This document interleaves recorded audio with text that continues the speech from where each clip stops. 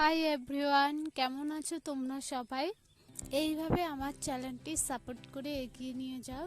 তোমাদের জন্য আজ আমি অনেকটা এগিয়ে আসতে পেরেছি। আজ তোমাদের জন্য এই মাটির প্লেটটা কালার করব, একটু ডিজাইন করব। তার জন্য আমি প্লেটটাকে জলে ডুবিয়ে নিলাম। জলে ডুবিয়ে নেওয়ার একটাই কারণ, যাতে কালার কম লাগে। আমার কাছে এমনিতেও কালার তিনটেই আছে, তো সেজন্য ভালো করে জলে ডুবিয়ে নিয়ে প্রথমে আমি ভাবছি অর্ধেকটা রেড করব, অর্ধেকটা হোয়াইট করব, কিন্তু পরে আমি সম্পূর্ণটাই রেড কালার করে দিলাম। তারপর আমি একটা গাছের তলায় গিয়ে বসে আর আমার একটা ভুল হয়েছে যে আমি হোয়াইট কালার দিয়ে ফার্স্ট ভিজি ভিজি কিছু আর্ট করার চেষ্টা করেছি। সেজন্য রেড কালার দেওয়ার পরেও ওই হোয়াইট কালারটা একটু বোঝা যাচ্ছে। আর তুলির ব্যবহার সেরকম আমি জানি না, আগে আমি কোনোদিনও তুলির ব্যবহার সেরকম করিনি, তো সেজন্য আমার সেরকম দেখতে ভালো হয়নি। আর এটা করার সময় অনেক প্রবলেম হচ্ছে, গাছের তলায় আর ক্যামেরা ধরার মতো কেউ ছিল না। আর একটা প্রবলেম, তোমরা আমাকে একটু সাহায্য করো, যে আমি একাই ভিডিও বানাই, তো ক্যামেরা ধরার মতো কেউ থাকে না।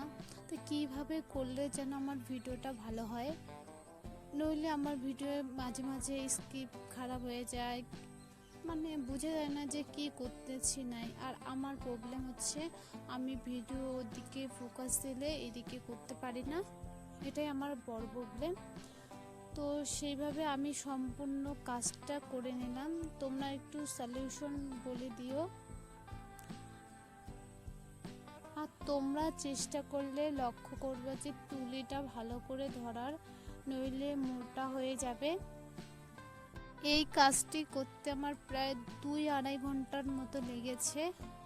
তেমন কিছু করিনি, তবু এতটা সময় লাগলো কেন? আমি ফার্স্ট টাইম করতেছি, তাই অনেকটা সময় লাগলো আমার। আর যখন করতেছিলাম তখন আমার একটা ভাই পাশে ছিল, ও ক্যামেরায় আসেনি যদিও, ওর কথা শুনে শুনে আমি যখনই এইসব আর্ট কালার নিয়ে বসি তখনই মার বকুনি খাই। কারণ মা বলে এইসব আলতু ফালতু কাজ, তোর অন্য কিছু কাজ নেই। আর বাড়িতে প্রচণ্ড হারে কাজ চলতেছে, সেরকম আর ভিডিও দেওয়া হচ্ছে না। আর তোমরা আমার ফাইনাল লুকটা দেখো কেমন হয়েছে, সবাই কিন্তু জানাবা। আর এইভাবে তোমরা পাশে থেকো, আর এত গরমে বাইরে কোথাও যেও না, শরীর খারাপ হবে। ঠিক আছে, ভালো থেকো, টাটা।